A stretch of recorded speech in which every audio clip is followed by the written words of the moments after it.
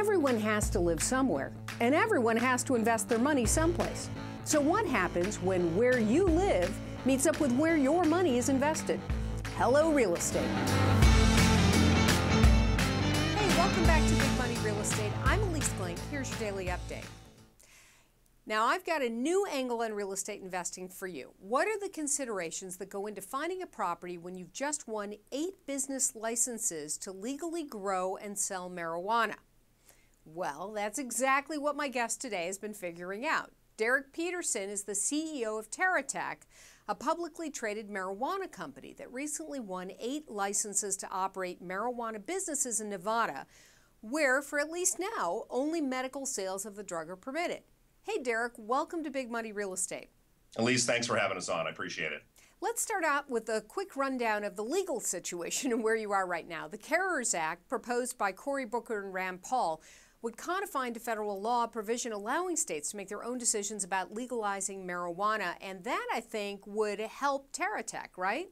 You know, the biggest issue right now is a Schedule I narcotic. There's no ifs, ands, or buts. So from a federal standpoint, the activity of procuring, cultivating, distributing, et cetera, and so forth of medical cannabis is completely illegal under federal law. However, states have been enacting medical marijuana legislation from California to Nevada to New York, going through an application period right now. And this dichotomy between state and federal laws, create a pretty complex environment for entrepreneurs to operate inside of. And one of the most difficult factors that we've been facing across the board has been procuring real estate for a plethora of different reasons, which I'm sure we'll discuss. But those two factors are very entwined with one another in order to have success. One of the reasons we were so successful in Nevada was we were fortunate enough to be able to secure real estate. There were other people that weren't even able to apply because they weren't able to find suitable real estate to suit the needs for their dispensaries, for their cultivation facilities, and or their production facilities. So the state law versus the federal law has made it a very difficult environment to operate in for a handful of reasons. Well, at least you don't actually have to wander around with a wheelbarrow full of cash anymore, right? Small progress. But yeah. All right, so let's talk about the real estate challenges, because as a real estate investor, I would think this would be a terrific thing to have, right? I mean, this is something that everybody wants. There are lines out the door. What are some of the challenges in finding the right kinds of real estate? There's several-fold, and we'll cover all those. The one thing, going back to your original thought, is yes, these businesses are very attractive. If you look at an average retailer, whether it's Lowe's or Target or places like that, they do anywhere from, say, $200 to $300 or $400 of revenue per square foot per annum.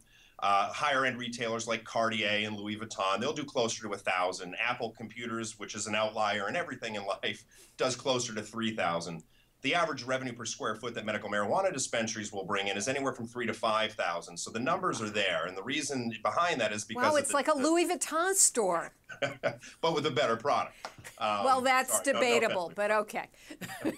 But so the biggest thing to deal with is so many of these application processes, and I'll talk to you about Nevada because we had just went through that, are built around or aligned around the actual real estate. So a person can't even come into a new locality or a new area and apply without having located and generally secured that particular real estate, which means if you're fortunate enough to find a lease, you're going to have mitigated your risk a little bit. If in the event that you don't get a permit, you don't have a long-term purchase that you have to flip a building down the line.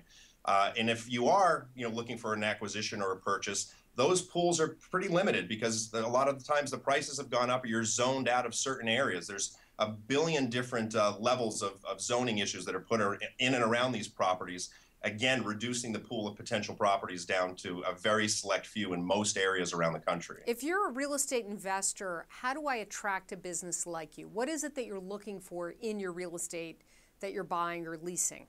That's a great question. So we have a few different needs. We have cultivation. So cultivation is generally zoned light industrial. We're looking for a warehouse with a lot of power. So if you've got a lot of amperage run, you're a brick building, a solid structure building in an outlying area, that's generally what we're looking for. And most of the time, that's what the zoning is going to allow for. They're going to want those cultivation facilities away from residential neighborhoods. And do you want the power because you've got lights and you're growing 24/7? You need a water supply, big water supply for this as well? Yeah, the water isn't as much of an issue. Those can be solved, using a plethora of different hydroponic technologies. But the power is generally a large issue because to run in new power, if power doesn't already exist there to that level, always can take months and months and months with the approvals and the permits that need to be taken place to get from point A to point B. But that's cultivation. Then there's retail, and the retail really is no different than what a Starbucks would be looking for. We're looking for a high traffic center, a good crossroads, good section of town, Parking. preferably near residential neighborhoods and those types of things. And you want parking, right? You want something that That's allows right. people to get on and off pretty easily, or in and out. Do you do drive-through? Some areas allow for it, some don't. Most of the time, we don't see that. They do allow for delivery, so you want a packing and sorting area. You want a back entrance where people have the ability to come in and pack a car up before they send it out for a delivery. And then you want an area you can secure, and that's a Right. whole other variable that, say, a Starbucks wouldn't have to look for. We have a lot of cash in these facilities because of the banking regulation issues, another headwind that we suffer. And those need to be worked out through real estate that's appropriate, that allows us to, to do business in a method that's conducive to our environment, and in managing large cash balances and having the ability to get in and out of the facilities easily is a huge metrics for us as well. What are you doing in terms of sales? I mean, I understand that is TerraTech publicly traded or not yet? Yeah, TerraTech's publicly traded. We have a couple divisions. So we just got into actually what they call crossing the proverbial green line. So we just started jumping into the cannabis business now. We will build out our facilities throughout Nevada through the course of this year and early next year. So we won't have an idea of the revenue that these facilities are going to bring in till we get closer to the launch date. And then Nevada, for example, is potentially going to have recreational legalization there, which will change the ball game quite drastically. As we sit right now, we do about $7 million a year. We have a produce division called Edible Garden, where we grow and cultivate hydroponically grown produce and sell throughout the Midwest and Northeast as well.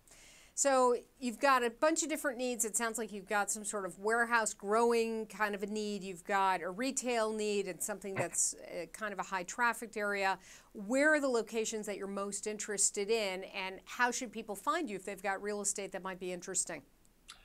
We're new. The closest market that's up for application right now is New York. So we're actually scouring most of New York areas for both retail as well as cultivation facilities. Florida is another area that's enacting legislation right now.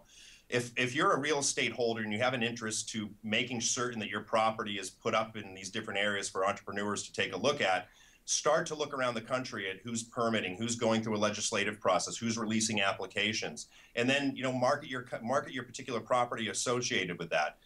We as entrepreneurs, like I said, for the handful of different reasons that we discussed, that pool of potential properties is extremely limited because A, of zoning, and B, there's not a lot of landlords that want to incur the potential forfeiture risk that exists. Now, because of the bipartisan support and the swings that we've seen politically, a lot of that risk has been alleviated, but there still is the legal risk that the government could come in and take the property from these owners, which reduces the potential pool of lease options to next to nothing. And it slightly increases the ability to be able to purchase buildings because most people don't want to act as a landlord in this particular environment. But because of that, people are charging significant premiums on both the purchase side, but especially on the lease side for somebody that's willing to incur that risk. I can imagine so. Derek Peterson, thank you so much. That was really interesting information and very helpful to our audience. Thanks, Lise, for the time. Appreciate you having us on. Sure. Derek Peterson is the CEO of TerraTech, and thank you for watching this episode of Big Money Real Estate.